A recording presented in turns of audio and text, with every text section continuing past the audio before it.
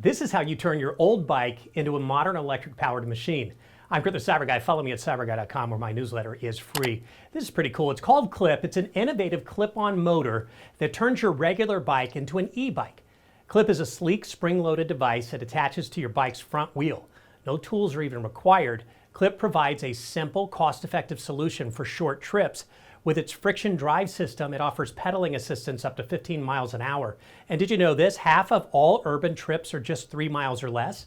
Clip targets that market, offering a practical alternative to expensive e-bikes.